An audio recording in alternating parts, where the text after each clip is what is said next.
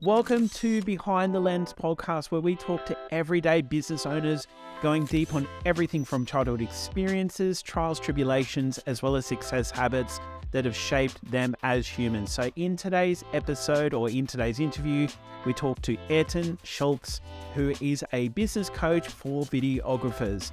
I've personally worked with Ayrton. I've also known him for quite some time prior to working with him.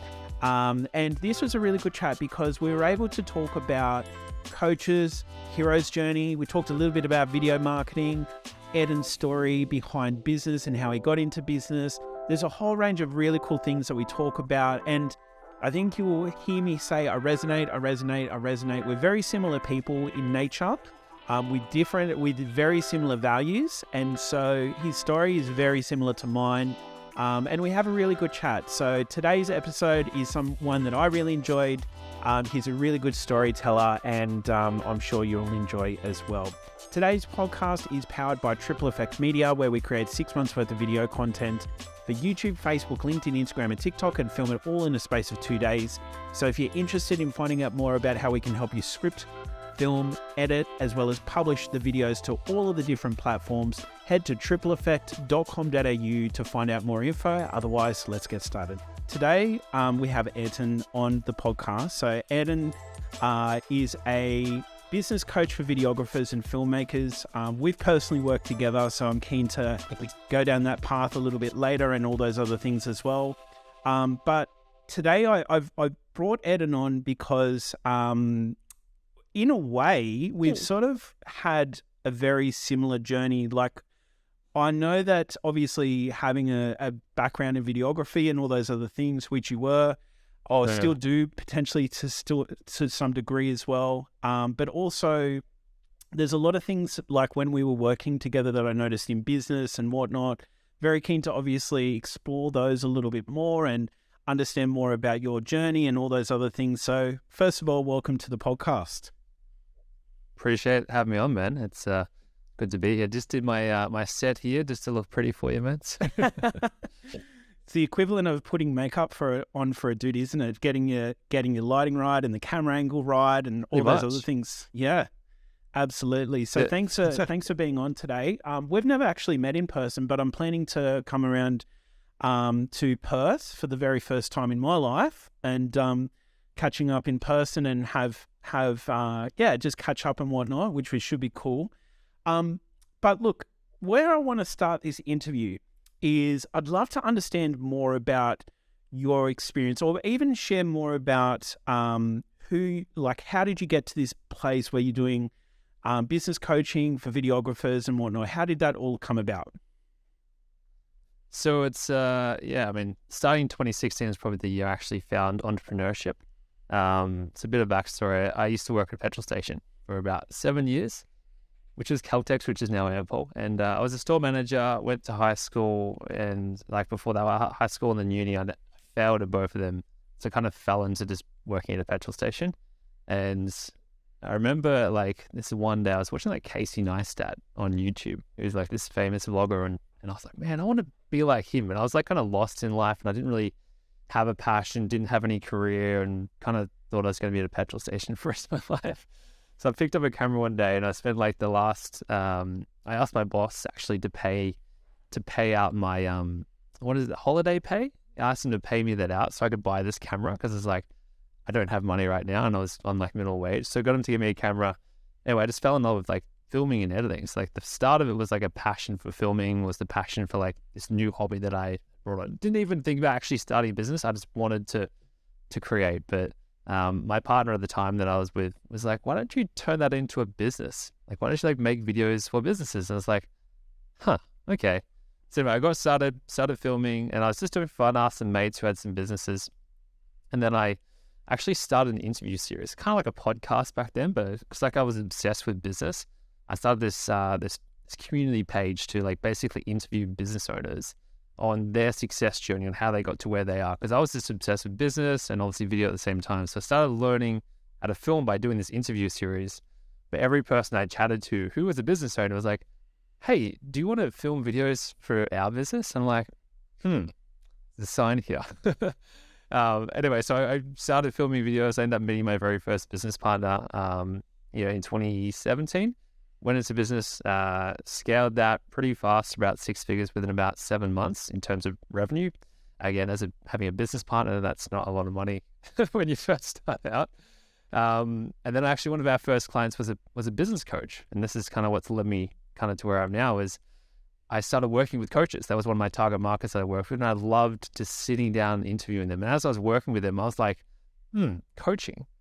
This is something that, I didn't know what I was passionate about, but I started to learn about it. I was like, one day I want to be a business coach, but I needed to first prove my business first to do that. So kind of fast forward a couple of years, I sold my first production business, my business partner in start of 2019, moved all the way across to Perth, basically to start again. Had no network, had no referrals. I'm an introverted person. I hate going out. And I actually got a business coach at that very time. And that business coach taught me Facebook ads, taught me how to grow my business and basically build up my whole network. And I was like, there's value in this coaching thing. I was like, once I learned those skills, it kind of flew on to now, fast forward a couple of years now, I closed my last production business down now with full-time coaching other filmmakers and videographers around the world, basically to do the exact same thing that I did. So yeah, that's the short version of the story, but I think it gives you a bit of an idea of kind of where I've come from. Yeah. Oh, dude, like even just as you're talking, I can relate to almost every single step except for having a business partner. Oh, well, technically my wife is my big business partner. So that's probably the only difference. But I resonate so much with what you're talking about, obviously interviewing people, hence here we are. And this has been a project that I've been looking for. Fun story. And this may shock people listening, obviously owning a video agency and whatnot. I've never really considered myself a videographer. I always sort of, very similar to you, I've always taken the approach of like, I more so look at the strategy and like I really enjoy coaching and looking at social media marketing and how do we build better relationships with clients and customers and things like that. And hence why, we partner and contract to, incredibly skilled videographers who just have an eye for detail that I don't, and a whole range of other things as well. So I really resonate with what you're saying and what you're talking about and everything else. And I absolutely relate to all of that. The thing that you said at the very start of that story was I asked to my boss at the time at Caltex to withdraw my annual leave or your holiday pay, whatever, so that you could buy a camera. Now, obviously you mentioned like wanting to create and wanting to film and things like that, but what had you go like, I want to advance this? Like, I understand you answered about, I'm really keen to go deeper. What was it about buying a camera that it was going to enable you to do? It was like I sort of hated working at a petrol station. Like I did enjoy it because like I worked as like under a franchise, and my boss at the time, really pushed me really hard to learn stuff. And I did like it, but it was like not paying me what I wanted to get paid. So when I found video, what was the drive was like I wanted something different. Like I wanted to do something. I'd kind of felt like I'd reached that level of growth within my role. Like you can't really, you can get further in the ranks, but it's like you kind of just doing more of the same shit. I wanted out. I wanted something that was creative, but also could be something that could potentially turn into a business. So it's this drive to like find something different that may or may not be passionate about at the start, but just to create. Like I remember as a kid, my parents had this like old like camcorder, and like it never worked. And I remember like I used to pick it up and put the lenses on it and just like play around with it as a kid, just playing around and trying to film stuff, but nothing, it didn't work. But I've always had an itch around marketing and video as a whole. So it's kind of like that driving factor was wanted something different. I had kind of reached the point in that that career that I was in, and I just I needed to get out. And I remember the camera that I actually brought, the story behind the camera was it was a second-hand camera. It's actually somewhere on my shelf over here. It was the camera that this Casey Neistat had. Like I wanted the exact same camera, the same lens, all that kind of stuff. Is it a Canon To buy it 80D? though, it is a Canon 80D. That is it. Yeah, I actually bought that camera. That is so funny. I bought the exact same camera for the exact same reason, because he had 1,000 of them, and he just every time he breaks one of those Canon 80Ds, it's literally what I'm filming on right now. Yeah. That's the whole reason I got one. So yeah, I don't shoot that anymore. That's kind of just like on the mantelpiece. But yeah, I remember I only got this camera. I had to drive all the way down to Melbourne. So when I was living in Victoria, I was like in Bendigo, so Melbourne was like 2 hours away. And I remember I drove down to go get this camera from this stranger I'd met on like Facebook Marketplace, and hoping that it was actually going to be legit, going to work. I didn't know anything about cameras at the time, so I drove all the way down like 2 hours, got it, and then I've kind of since then I've gotten better at video, and like this is like even leading on to kind of what you were saying. You're not the best video guy. You're more of the strategist. That was kind of the same thing for me. Like I was never the best filmmaker. And it's something I might say to my clients today. They don't hire me because I'm going to teach them how to make better videos. They hire me because I understand the marketing and the business side. And even when we were running our video company, the videos we made were not the best. They were not like super high quality stuff. I think the highest, I think we shot only in 1080p. We didn't even shoot 4K. But what happened was the videos also made our clients millions of dollars because of the strategy behind the videos. Which is kind of like with you, right? You work mainly on the strategy and understanding like distribute, getting it out there, and saving them time. So yeah, I know I answered your question in a long way. Hopefully I answered it. That's why but this is why we have a podcast, to have longer answers that add lots of value and all those other things. Just talking, I'm keen to know more about you, but I know that there's going to be listeners, especially people who follow me, who want to know more about video strategy. So let's talk about it, right? Oh, there's your cat. What's your cat's name? Pumbaa. Pumbaa. There we go. Hello, Pumbaa. So he's named after the Lion King. So you're not giving Pumbaa enough attention, Arden. So with video strategy, right? You're talking about helping businesses make money, build better relationships and whatnot. If you were to give us your analogy on video content in general, or what are some of the things that businesses should be focusing on, what would you say? Well, specifically with video, like people, they don't see the value in it sometimes because they don't understand. They don't get that immediate gratification of like, I post this one video, then I suddenly make like $100,000, for example, right? So I see if someone's looking at video, to get value out of video, you've got to understand what your objective is. And sometimes, you got to look at that long-term growth, what you're trying to build as a brand. So even for myself, even my own personal branding content, like we post a lot of content, like short form content on Instagram and Facebook. It's not to make money. It's not to get clients. It's literally to build trust, get people to know, like, and trust us. So before they jump on a sales call, or even when they're thinking about working with us, they watch a couple of these videos and then they're sold. So like when any business looks at especially investing in video, the strategies, especially if you're hiring a videographer, if they don't understand strategy, I would suggest probably hiring one of my clients, because that's what we tell them to do, get clear on the strategy. Because the videos won't do anything. And this is where I've heard people being burnt before, where they get a video, they spend $5,000-$10,000 and then it does nothing, right? And they post it and it does nothing. And that's because they don't have a clear expectation, or they don't know what they should be expecting from the video. So yeah, like someone who's looking to invest in video, they should be thinking about, first of all, hiring a company to understand the strategy. But second of all, they should be understanding what objective they want from the videos. And in most cases, especially for social media content, it's it's either to increase your brand awareness, increase conversions, or even the back end of your business, which is systemizing stuff. So yeah, absolutely. What I just want to pull out of there is the long-term game. And even the analogy that you just shared, it's not necessarily to create sales. Of course you need to, especially when you're investing in video content and whatnot, you need to see some sort of return on investment, right?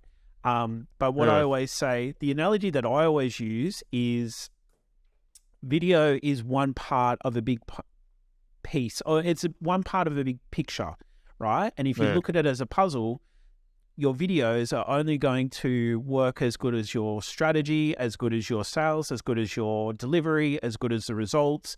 And obviously there's a few different pieces of the puzzle that are there.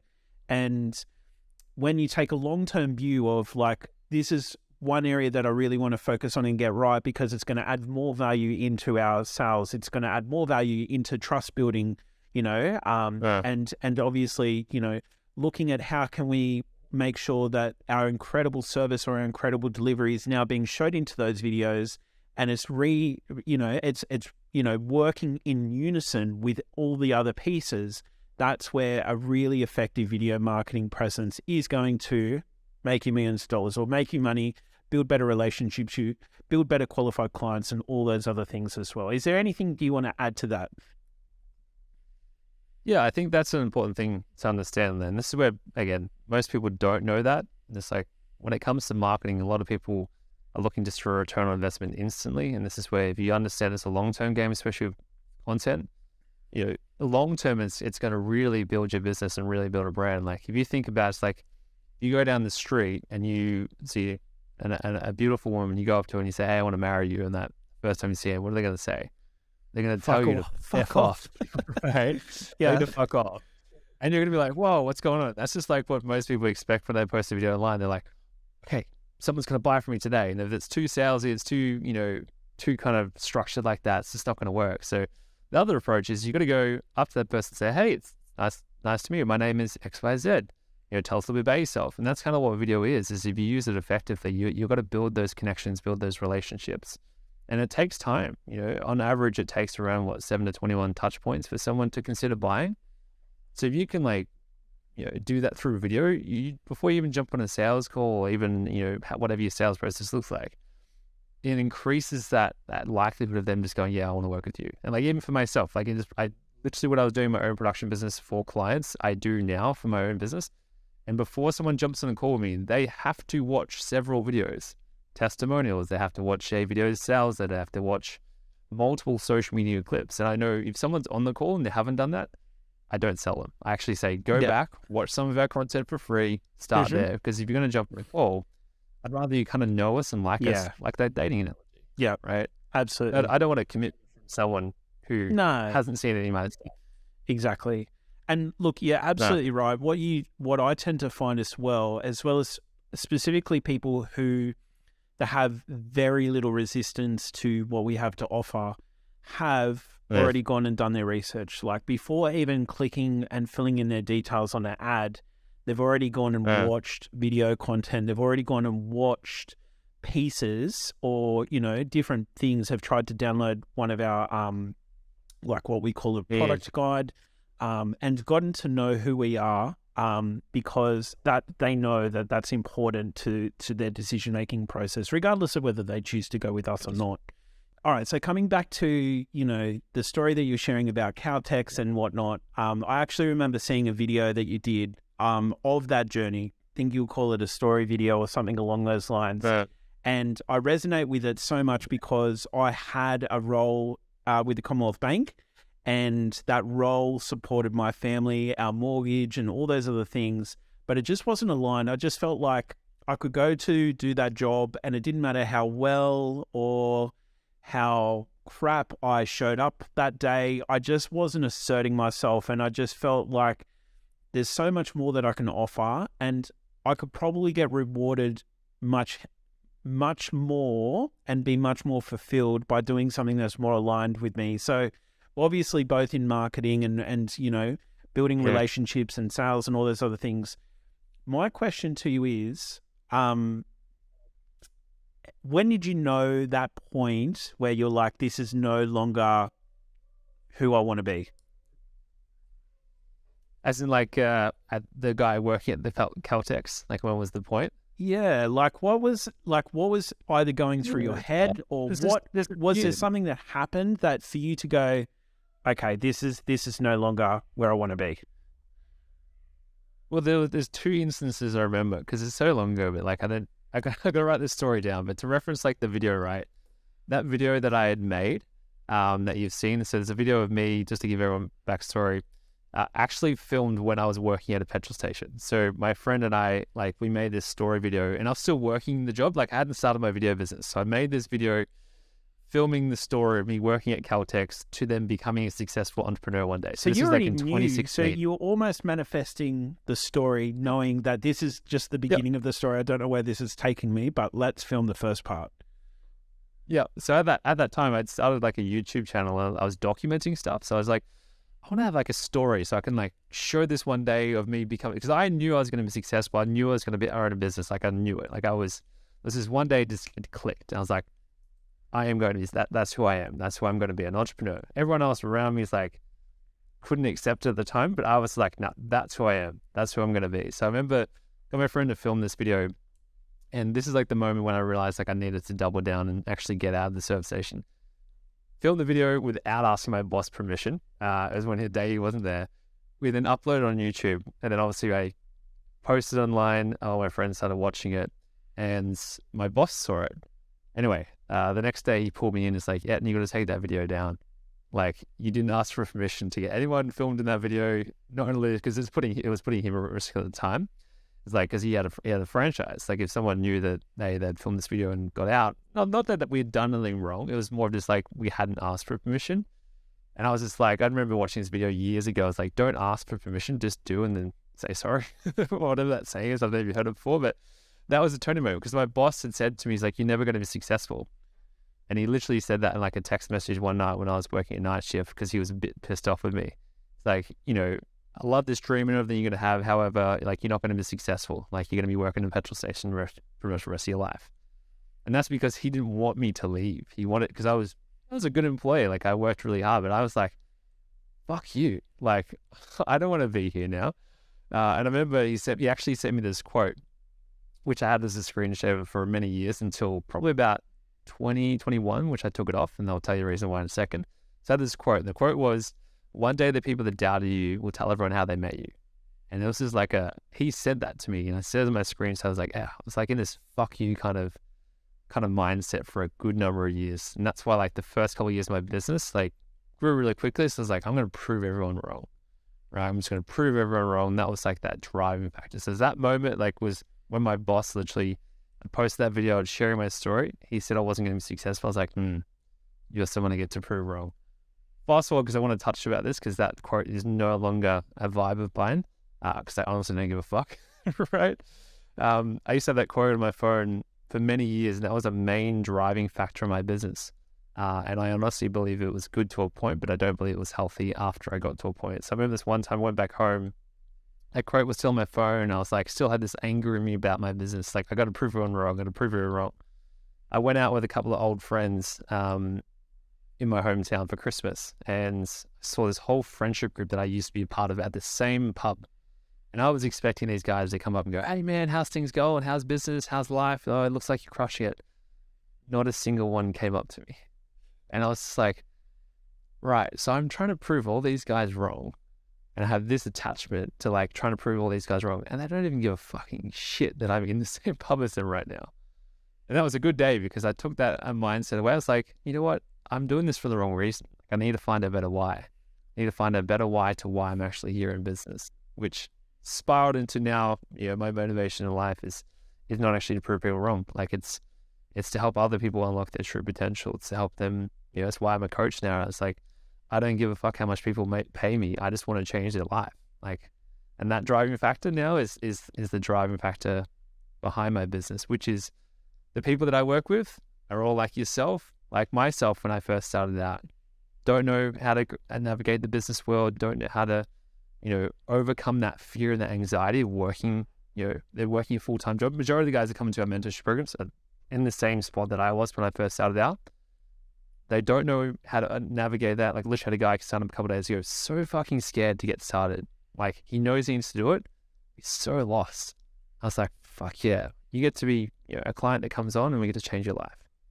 And like, now that's a motivation. So full circle, like that fear that I had when I first started out was sparked by my boss not believing in me, which is now flowed on throughout my career. Is like, I don't want anyone else to feel like that, because that was a negative mindset I had for a few years to drive myself now I get to be the positive mindset in other people's eyes. So yeah, bit But deep. you know But what? You know what? Like, as much as it's negative and as much as it's ego-based, you can't deny that your ego is obviously like, well, let's look at the word ego, right? Ego is effectively your brain, your mind, and it keeps you, it's also what keeps you safe. It's what keeps your heart beating. It's what keeps you breathing.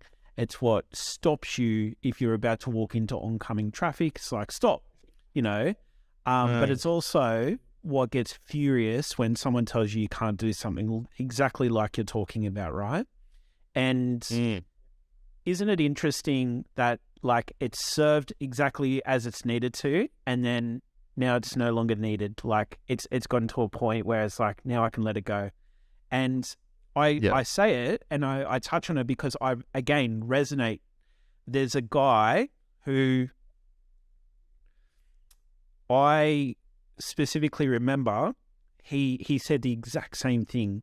He was in a very, at the time, he was in a creative role, very similar to what we do.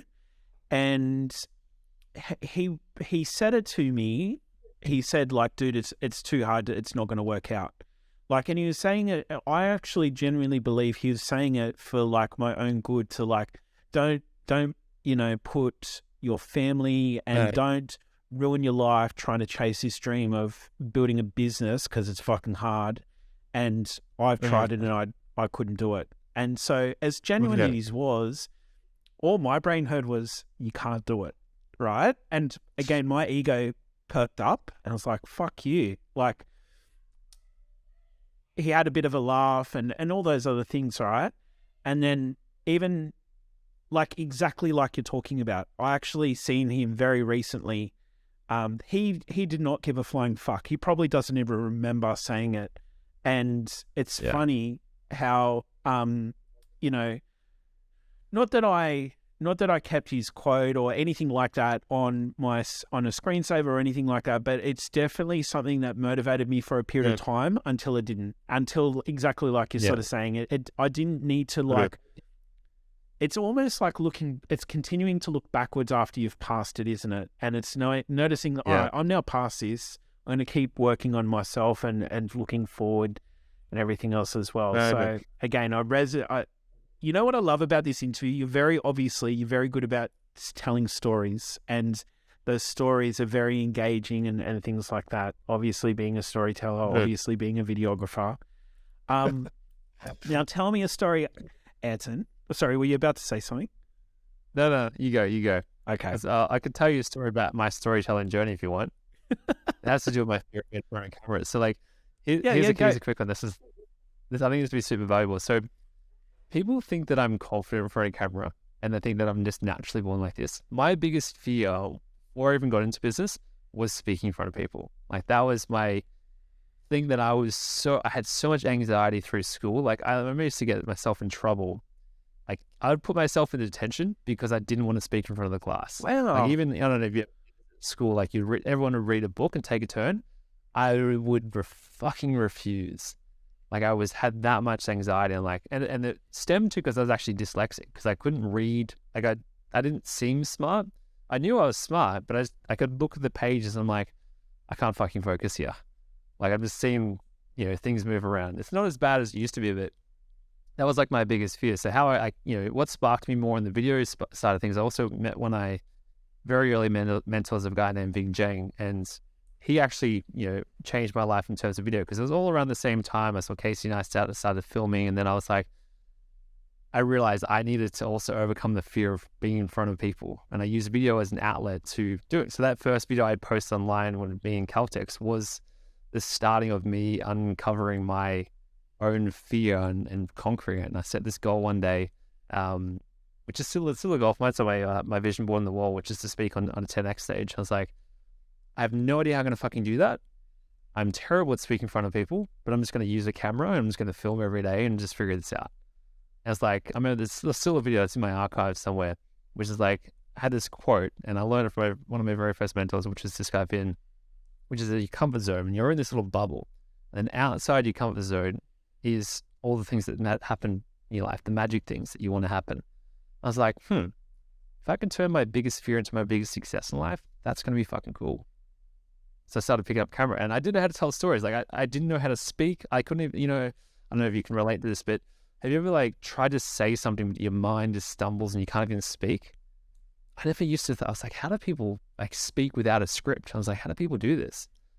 I remember practicing every day. I remember driving to the Caltex. I'd have a little camcorder up in the camera and just record myself speaking every single day, practicing, because I had this fear of speaking in front of people. I was like, I'm going to practice in private for a little while before I start posting online. But that was also another reason why I got into video, which is I overcame that fear. And then when I started working with clients, I realized they have the same thing. And you probably experience this as well with your clients. Like when it comes to them filming themselves, they're like, oh, fuck, their chest tightens up. They're like, I don't know if I can do this. And it's imposter syndrome that's coming up for them. Like they always feel that fear. And I was like, fuck.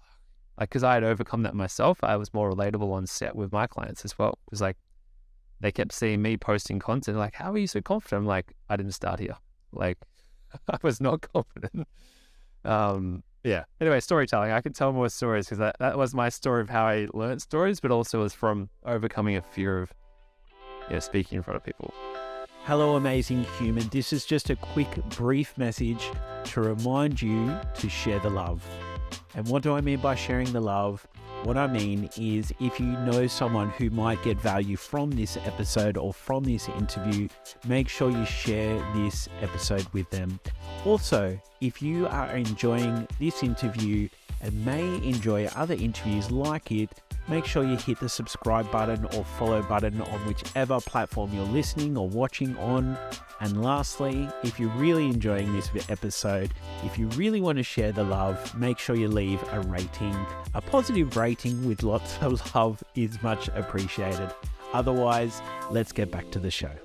Yeah, absolutely. I, again, resonate. My mum used to tell me that I used to hate being in photos and like I refused to have photos. And I was surprised when she told me because I think I didn't realize, but she's like, Alan, like, to see you do videos and to see you pop up and do this content, like you used to make our lives hell when we wanted family photos and things like that.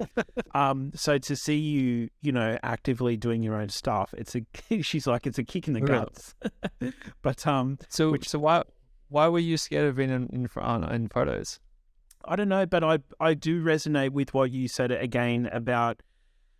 I think for me, being on camera and sharing on camera was almost an initiation of self-expression, which is one of my highest values. And I felt like with self-expression, there's nothing that's more expressive than being on camera and being vulnerable and sharing either some wisdom, knowledge, or some form of education, and it's really interesting. Yeah, and so I don't really know, but I just remember my mum telling me that I hated being on camera, and I don't know. For me, I don't know if it was a matter of like just hating to be staged or hating to like. Yeah, it probably was just more being staged, of like, everyone smile or like, and whatnot, and just feeling awkward in that moment. But then, when it came to me knowing that I want to creatively express myself and I want to do, all these things, then, I'm going to need to, put myself out there and everything else. And I can definitely resonate to like, the camera confidence. And obviously, like you mentioned, when you overcome it yourself, you then have that experience to be able to guide someone else through that and have empathy for what they're going through. And everyone's obviously on their own journey and everything else, but you've actually walked that path and you're actively walking the talk and doing the thing that you're telling people to do, which I think's congruency, but also seeing that play out and everything else as well. So, but yeah. On top of that, I'll touch on a framework if you don't know about it. Have you ever heard of the hero's journey framework? Yes. Like storytelling framework? Yes. But for everyone who hasn't, please share. Yeah. Okay. So this is, so to lead on to that, like every person has journeys that they go through in life, and the hero's journey is essentially just a storytelling framework that I can't remember the guy's name who invented it. If you type in the hero's journey to YouTube, there's a really, really good video of it that explains it really, really well. So I've noticed, and I mean, I've done some spiritual stuff over the years and seen kind of how people go on different journeys in life and business. And this is where like when I jump on a call with someone, I can kind of see where they are in their journey just by understanding the hero's journey framework. It's great for telling stories, but it's also great when you're, for example, myself, as a mentor or a business coach, people don't come to me in their best state. They come to me when they're going through some freaking challenges and they're pretty much at rock bottom, where they find their mentor. And in the hero's journey framework, it shares about someone will go on this journey, and maybe it's starting. Let's just use it for someone who's going to start on camera, right? Start a video business. Someone starts that journey like myself. Like I go on that journey. I'm like, I'm going to learn video, and then I go on this journey, and then find these challenges, and suddenly I meet this mentor at this right time. It just kind of gives me the push in the right direction. Then I start going this journey still, and I start to have more challenges, and I get to this point where I have this freaking like death, right? Where it's like everything's going to shit, life's like turned upside down, and then suddenly I've got a choice. I've got a road to choose. It's like I can go back the way I came, or I can make some changes and learn the lessons from the things that I had. And usually at that time you meet a mentor. So there's two kind of helpers or mentors that come into the story. One's going to be the start, who kind of sets you on this path. Doesn't really fix all your problems, but sets you on a path. And there's a guy or girl reaches you when you're in that bottom. And it's so cool when I see guys like, especially in the video space, jump on a call with me. I hear their story and I'm like, so right now it just happened to pop up in your newsfeed on an ad, and you need a mentor, and you're suddenly going for this journey yourself. And it's the coolest thing to see. Because Siri knows as well. Siri knows when you need it. And this is where we relate it back to kind of what you do, Alan, like obviously running a video company. Videos play a powerful role in helping people find that journey that they need to go on, help them understand the challenges they're going through, so then they know to reach out and hire a video company or hire a business coach or mentor. So the hero's journey framework, I use it in all contexts as a business, not just telling stories, but understanding like where your customer is. And if you can study it, like it's something really cool to study, especially in marketing. Every person goes through challenges. Everyone's going through something. And the reason why people buy any product or service is to solve a problem and acquire some sort of desired outcome. So if you know what problems and journey they're on, then you can speak to them better. When I speak about my story, I know that my story is important for my clients to understand. I've shared it hundreds of times in sales conversations. Going from Caltex to running a production business and doing multi-six figures, I didn't learn, didn't go to uni, I didn't go to any of these things. Like I didn't just happen because like I was gifted from a family. It came from hard work and myself hiring mentors. That hero's framework is I can talk about it all day, but I love it as a storytelling framework. Like if someone wants to get better at video specifically, if you're watching this and listening to this, definitely study the hero's journey. It'd be in every aspect of life and business, and especially video. It's a powerful framework. I love that. And talking about the hero's journey, I actually remember, so prior to running our video agency, I was doing little social media workshops. And one of the parts of my presentation, or like the workshop that I was doing, I'd always play the hero's journey. Like I'd play the hero's journey YouTube video for everyone to watch, and just get an idea that, it's more than just something that's transactional. Like, whilst business looks like obviously marketing, profits, and all those other things, which are obviously extremely important, it starts at a connection, especially for a service-based business, starts as a connection from one person to another. And then like the ideologies, methodologies, the results that person can create and work within your business, either do or don't resonate. But the connection that you have with that person goes a long way. If someone actually likes you and it's not necessarily meaning they have to be friends with you or best mates or anything else like that, but if they like you to a degree that they appreciate your point of view and appreciate your methodologies and the way that you work and operate, that goes a long way for everything else, including any results that you're able to help them create and solidify through testimonials and all the other things as well. Okay, so throughout this discussion, you've talked multiple times about coaches, mentors, and obviously you are a coach yourself. But what I'd love to understand from your point of view is, and obviously you mentioned it again in the hero's journey, but why is personal development, why is coaching such an important part of your journey specifically, and why you think it's so important to have a coach or a mentor?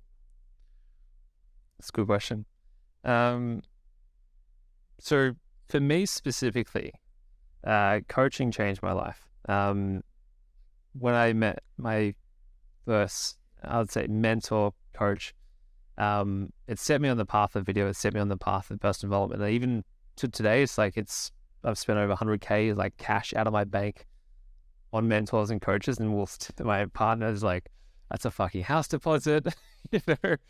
And so a lot of people don't understand like why you would spend so much. Even I've met my mentors who spent more money than me in terms of coaching and mentoring. So for me, coaching has been something that's changed my life because it's shortened the learning curve.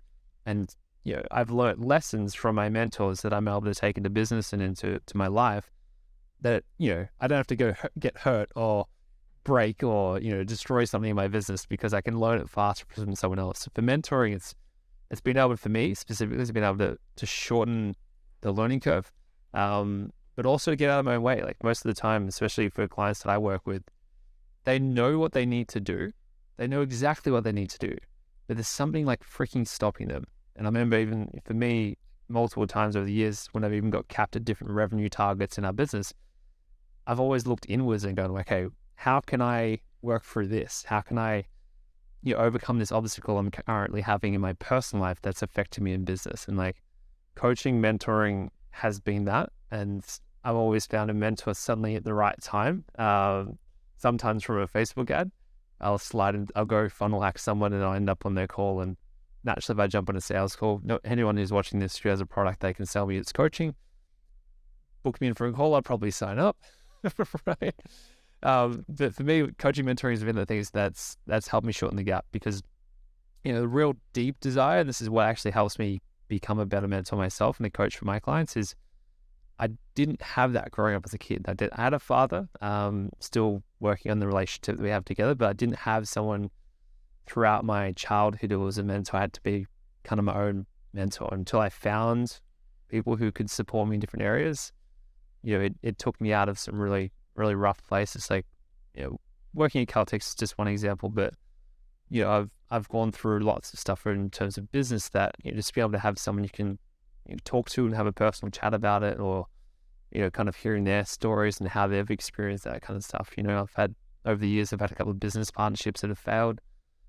Fucking hard times especially when you start businesses with people, and having a mentor and someone that can guide you through that, sharing their own experiences, super powerful. So having a mentor for me has been something that always something I've invested in, and has changed my life.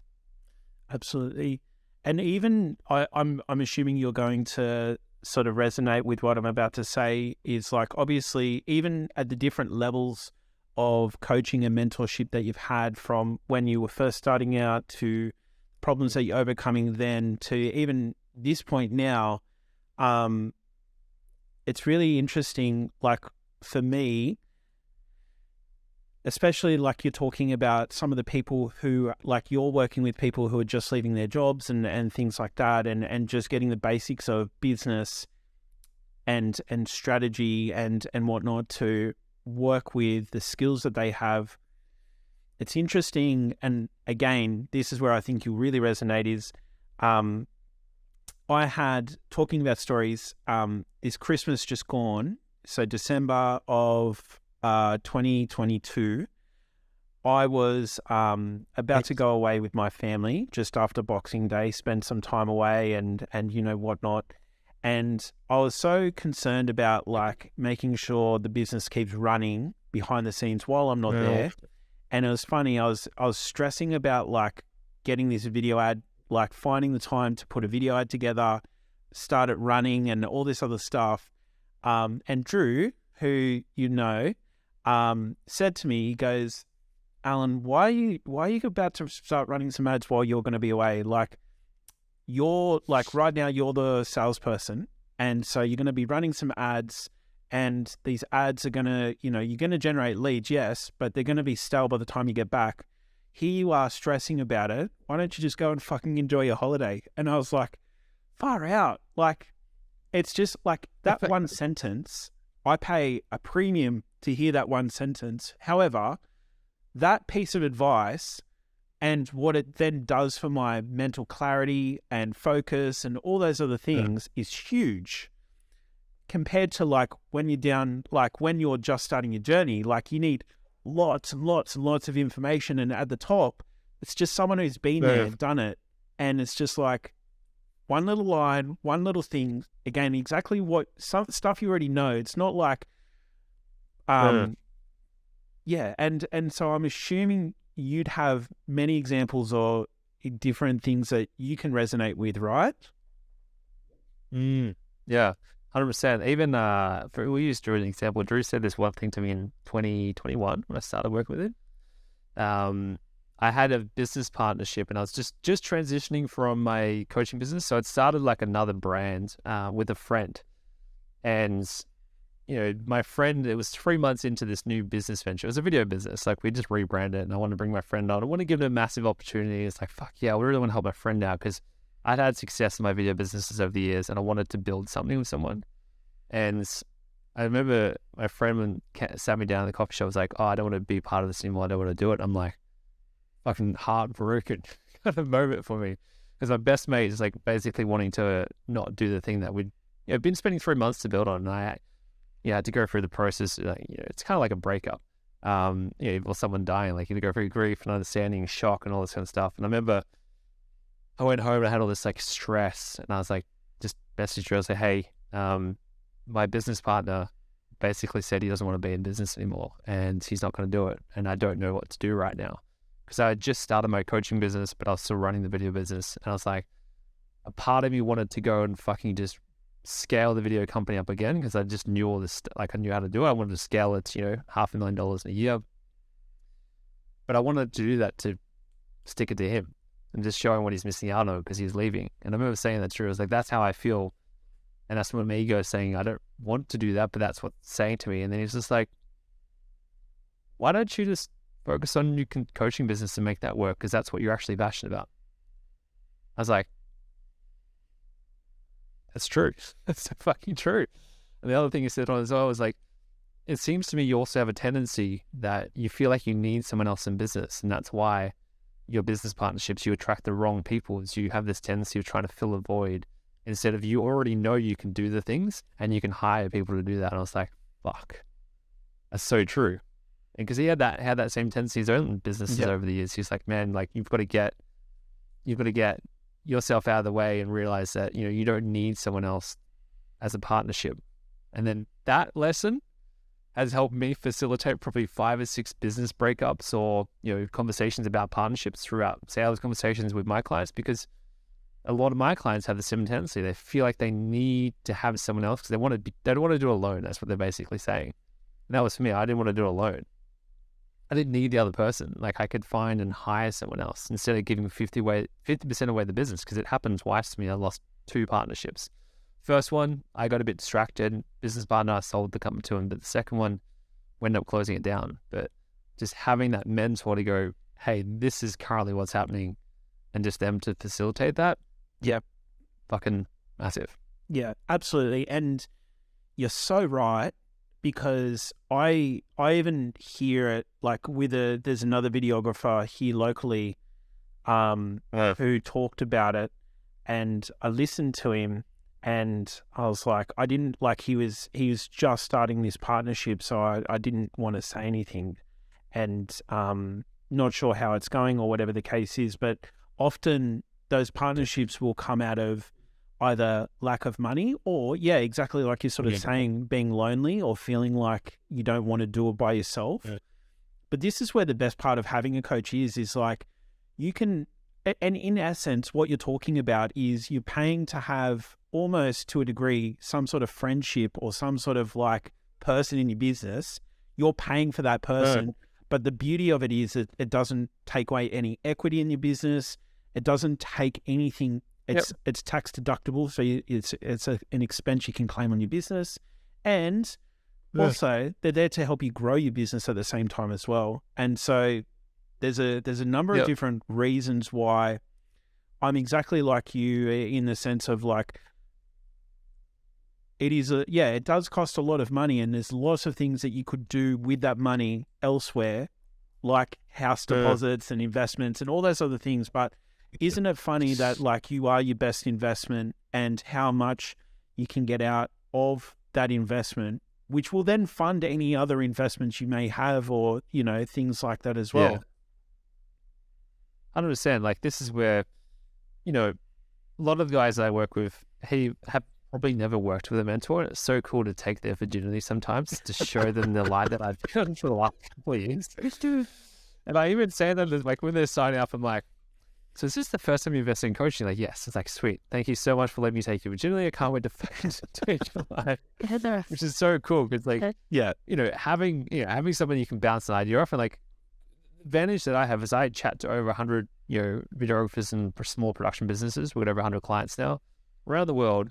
And I get to see in their business what's working, what's not, like facilitating that conversation. So when someone's like, this is my problem, I'm like, I've seen this happen in 5 other guys' businesses.